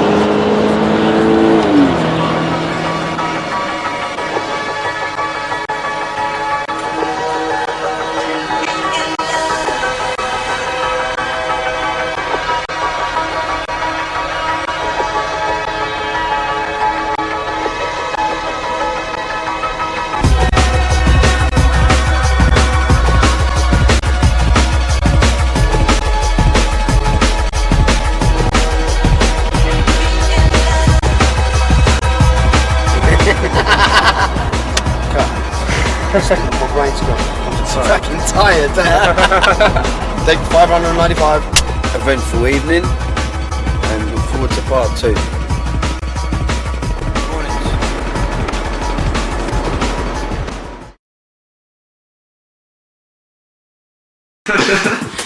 Hi, what's up? This is Joe Oakley. I'm here with Mr. John B. Hello. Quite possibly the most outrageous artist that drum and bass has got to offer. If you say so. No comment. And also one of the most successful. We're going to start by talking about your musical background. Just through having piano lessons, got into synthesizers and making music electronically, and it was just my hobby from when I was as young as I can remember. There were a lot of records in the house because my dad used to be a kind of a mobile DJ. I remember when Mum and Dad played me the soundtrack to Clockwork Orange they had it on the vinyl. That was Beethoven's Ninth, but it was all synthesizers, and that really amazed me. I can get Kiss FM from here, and at the time back then it was really a lot more underground, and Fabio and Groove Rider had a show on there, and there was lots of drum and bass being played. So. No mention of electro or ha-ha yet? I like them 80s stuff and electro just because it's so clean and simple and focuses more on melody and a really tight production. Drum and bass is much more organic normally and doesn't sound as synthetic, even though it is very electronic. It's something I've been into ever since my first album really. It was a double CD, and one was organic, one was synthetic, and I just like the idea of making drum and bass stuff that's very, very synthesized and electronic. When I first noticed drum and bass, it was just jump up stuff really. That was all that had been done. And when I came in, it was when it was all changing and the whole dark sound was coming through in tech step so what sort of time and was jazzy that? stuff. Can you put a year on that? I think, put it this way, Jungle Mania 2, whenever that came out, I think I was like 94 or something. What's your story? How did you come to get your first releases on vinyl? Well, I had a lot of really good support from important people in the scene, and they made me feel really welcome. I didn't know much about drum and bass at the time. I started buying a few bits of vinyl that I liked and made myself a little list of labels that I assumed to be the biggest, and they were so I sent out about 10 or 15 demos on cassette to like Formation, Metalhead, Smoothing Shadow, Infrared, Reinforced. Everybody phoned me back and they were all really welcoming. They didn't care who I was, they'd never met me. SS gave me a lot of support at the beginning. He was setting up his new identity label then, and I represented the kind of sound that was suitable for that, and he helped me a lot in the first few. I think the main reason why I kind of got up there pretty quick was I had support of a few key people, and I had a handful of tracks that were all getting played by a lot of people all at the same time, and they were the right sound for the right time. It was like Sight Beyond, Secrets and Jazz Session, and Groove Rider was hammering them like on the radio all the time. Everybody wanted them, and they were really fitted in the whole vibe for the Metalhead Sunday sessions. I know you've had a few tracks on the Oakenfold album. I mean, is drum and bass your first love? Yeah, it's what number one I'm most interested in doing, but I want to explore other things as well, and doing trance and doing electro that's not drum and bass speed and working with vocalists and doing commercial stuff only improves my production skills and ideas that I can then transfer onto drum and bass. It might reduce my output, but I'd rather be making a few and far between really wicked, interesting drum and bass tracks than just flooding the world with a bunch of shit. You've got to be unique, especially the demos I get and just sort of random lower tier stuff. it just all seems to sound the same to me, and imitating past tunes from years gone by, you know, just the generic original Bad Company sound that they've moved on from, you know, long surpassed. People moan about how drum and bass isn't selling as much anymore, but I think one of the main reasons people overlook for that is that there's not as much good music out there, and there's so many boring tracks just being flung out that are forgotten within a couple of weeks. We're here on the eve of the launch of your latest album. How long was that in the making? It probably represents music from the last year and a half. Every track that's on there was, you know, mastered and finally finished off pretty recently. I'd make a track, play it for a while, then forget about it, then go back and completely redo it from scratch, and everything there's just been reworked and redone and refined. It shows how you can mix all the different styles of drum and bass I do and how they can fit in a set. Own album, own label. Is that something you'd recommend to other producers? It's just the way of drum and bass, isn't it? People have stopped going with majors or signing with bigger independents just because it never seems to work out. The only downside is it's an awful lot of work. What artists are you looking to sign? Unless I get really blown away from the track, it's not really a massive priority for me. It's not really that economical, and it's a lot of hassle for not much of a return. There's artists on my label I like, you know, keeping the avenue open for, like Greg Packer and Exile and Mantric and Vector Burn and Castor in America. What artists you seem to always be including in your sets? Pendulum, Never Fail, Concord Dawn, Tech Itch, Dylan, some of the new Trace stuff I quite like. New Tone stuff's always good. I always try to like play some of the Troppage people stuff as well, even if it's just 1 or 2 tracks in my set. Equinox, Vanu, 0 = 0, Paradox, all those people. It's something different and they're going out on a limb, and you know, I can't do that stuff. It requires a lot of effort and serious chopping up of breaks. Finally, I've saved the worst till last. Are you happy to talk about the whole Twisted Individual saga? Set the record straight on that? I think it has been set straight, really. The way it came about was I was trying to do a B-side for Pressure remix, Formation, and I was trying to make a sort of, you know, Formation style kind of jump up type track, but my heart wasn't really in it, so I kind of gave up.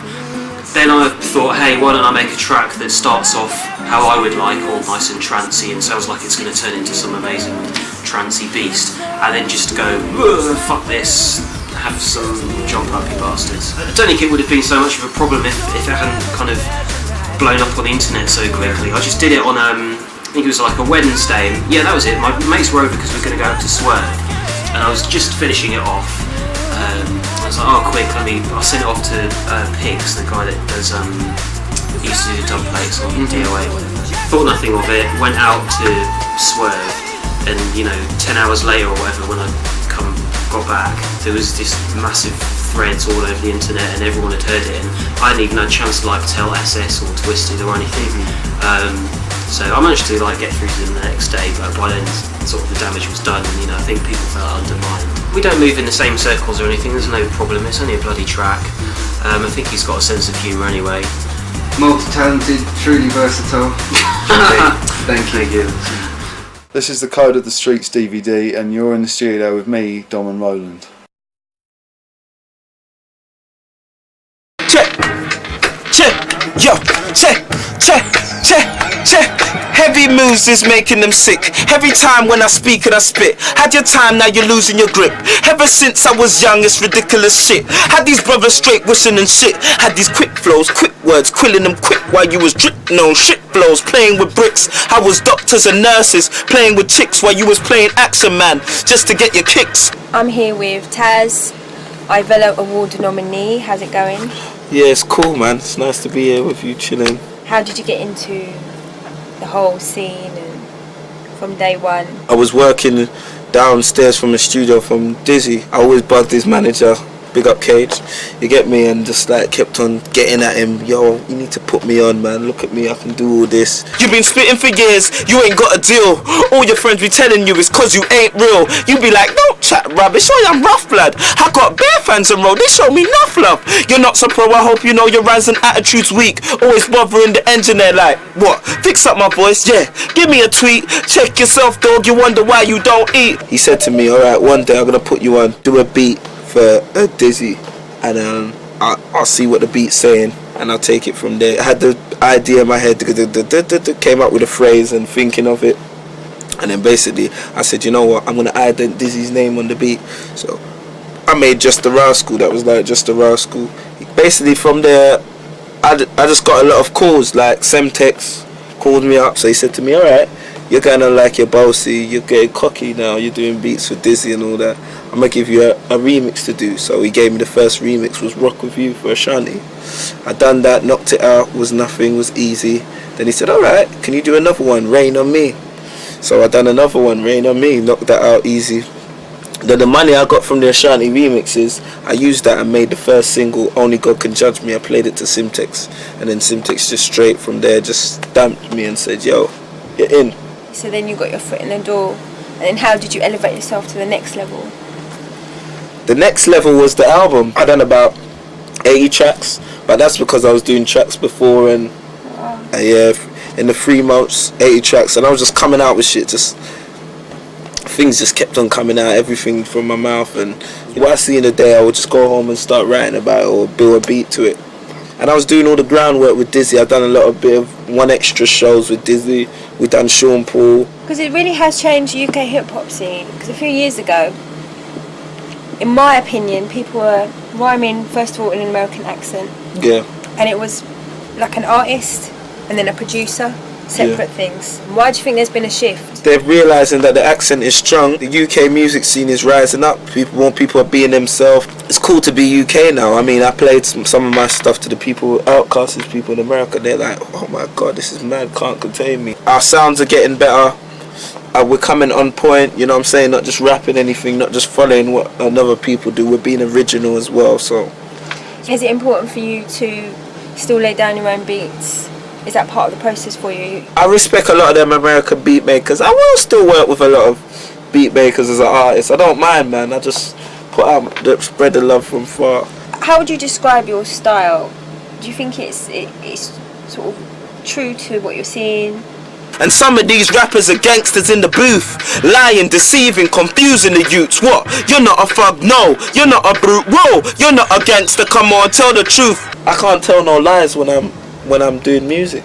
Do you know that? And I can tell you a lie. Don't get me wrong, I can't lie. Like, I won't lie in the interview, but I'm saying I can't lie in my music. Yeah. And I could talk to someone, like if a judge asks me, did you really steal that man's bike? I'll say, no, judge, I didn't. But if it's in my music, I will say, I really stole that man's bike. But yeah, so I can't lie in my music. It has to be the truth. Your lyrics were more felt when it comes from your heart. Do you understand what I'm saying? If it's something you're doing, and at the moment, if I talk about, oh, I took a girl on a date and I took a girl date yesterday and she dissed me, and then I put it on the record, it's more heart feeling, you understand what I'm saying? Instead of just making up lies just to fill gaps in words. It makes me laugh when I hear some of these mixtapes. You think you're Yankee blood, you need to get your mind straight. And your accent, mate, it's all nonsense. You know it to yourself, you can hear it through your conscience. If you just watch what's going on in England, you can find a lot of lyrics. You don't have to copy what Americans are doing or say what the Americans are saying. They've said guns 25 million different songs. I think environment and culture gives the UK hip hop scene the identity that it's got. Of course, most definitely. And do you think Taz sitting here would be Taz if he'd been brought up and bred in some little country village in Cornwall? It would have probably been Taz. He would have been in the music anyway, because I'm into all types of genres and music. If you listen on the album, I got like Cardinal Official on it. I even done a proper rock tune, like crazy. I would have been in it, but probably not so hard hitting like as in Rare. I mean, yeah, it's most definitely the environment around London that's made me hungry for it and grab out and reach for it. If you're in Cornwall or in the countryside, you can still rap about your environment. It don't mean where the person comes from. It's the talent within you, and people can't contain talent. That's why I got that song, They Can't Contain Me. They can't contain talent no matter over the world. And I think a lot of people just put you in a pigeonhole, like from they see you. Because I did an interview with Evening Standard, and the guy was like, "Rah, you're not what I thought you was." Because they just thought, I'm going to be here, yeah, what is rare. I cannot talk to you on an intelligent level or rare because I rap or whatever. He just said, Def Jam UK, Def Jam, what I feel from Def Jam is you out of the window with crystal in your hand, driving a crisp Porsche. No, that's not me. If you're a rapper from London, the colour of your skin, they just put you in that pigeonhole that you're just going to be negative. So how did it feel when you got signed to Def Jam? Do you know that I didn't even jump in the air? It was just like, I've worked hard for it. Wow. It's just, you know what I'm saying? Yeah. Everybody gets on this Def Jam, like, you're signed, rare. Isn't that one of the most, that's one of the most ultimate accolades, I guess, isn't it? It is a good thing. I'm not dissing it, but it's like, now I have to prove myself. Now I feel that I have to work harder. How important is image to you? I don't really believe in diamonds. I'm not on that. I'm not a bling fan. You're not going to be sitting in some dressing room somewhere saying, I only want Perrier from France, imported with this amount of bubbles per... None of that. No. Probably one day. Every human to me is a potential hater. Get your neck twist back for this love of this paper. Best friends might greet you with one in the chamber. I don't even trust my next door neighbor. Like, I flow pro, hope you know my rhymes could never be weak. Ripping the streets, PE rip beats. I mean, turn up the music till your speakers scream. 16s keep them keen, fulfilling my dream. I mean, TAZ, where the hell have you been? Up in the studio with my team, staying lyrically supreme. When people say that though, you shake my hand because you got them with big things or whatever, I'm just local like you, I'm there. Don't forget nobody, like people even in the club, they go to me, I expect you not to talk to me. Like, why? Why do you expect me not to talk to you? Don't I breathe just like you? I'm human, I'm just trying to move up. The reality is I'm sometimes broke like you as well, even in this case. Sometimes I take train and people are like, you shouldn't be on a train. It's real. If you don't take a train, not that you can't afford to take Benzes everywhere, but that will come out of your money, and it's real. You have a big power of your money. What can we expect from Taz in the future?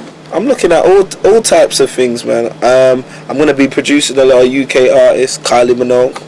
I want to work with Kalashnikov, Dougs, Wiley. Put it down with all them UK cats, you know what I'm saying? And my whole album is called Analyze This. It's like, take a time to look at my life. It's got tunes like Lonely Ladies on there. What I'm saying, it's a Friday afternoon in the middle of June. I saw it waiting for the train, hope it wouldn't come soon. That's got the lovers, like the LL Cool J kind of joints. Then it's got Only God Can Judge Me. Then it's got Wish Me Luck, where you're basically saying, yo, wish me luck. You're trying to do your thing. You're trying to present. Wish her luck. He's trying to do his cameraman thing. Wish him luck. Cardinal official cowboy film where it's like, cowboy, girl, you're beautiful. Come spend the night with me. We'll watch a cowboy film. We'll play it. That's crazy. That's a crazy joint. Then you got Terry Walker. That's the next single, Council Estate, where we're basically talking about my environment. Imagine this, living in a small place, Council Estate. Day to day, you see the same face. So we've got a DVD on the album as well, where it's called Tales from the Manor. I'm showing you my whole area where I live, so everything I've spoke about, you can see it. So your album's a bit of a biography, really, like an autobiography. I could say that. I wish I had more time, because companies hurry you. I would have gone into more detail, but I put it down. For the time that we had, we put it down. But yeah, it is an autobiography. Of a slice in time, basically. Of my life. So what are you going to do when you get to number one? Oh, hopefully I do get to number one. Number one, I mean, it's good for me. I want to go platinum. Let's hope I go platinum. I mean, if I get to number one, I'm happy, blessed. But I want to go platinum, I'm real. Like, people go to me, oh, I see you on TV, oh, Kanye West said, big you up, man. Oh, yeah. Oh, I see your thing in the store, yeah. Oh, yeah. Until I see that platinum disc on Semtex's wall, then I'll be like, we serve it up with no frills and give it to you raw. Taz, please break it down and let these fools know the score. What? Your words are nothing, yeah. You just air, yeah. So could the real ones please reappear, yeah. You're done now, yeah. Yeah.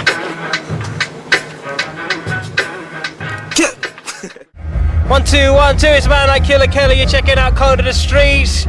Don't shift. Get it, it's yours, it's on, it's strong. It's good. Code of the Streets, yeah? Keep it.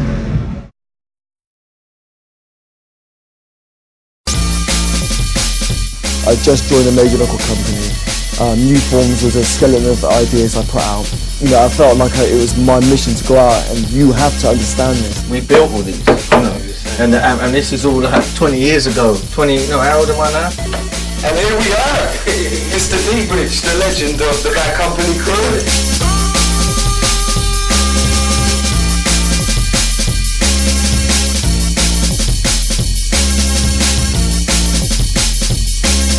It takes up everybody to make the scene. Good people, bad people. It's almost essential to be in an environment that's got a dark vibe to it.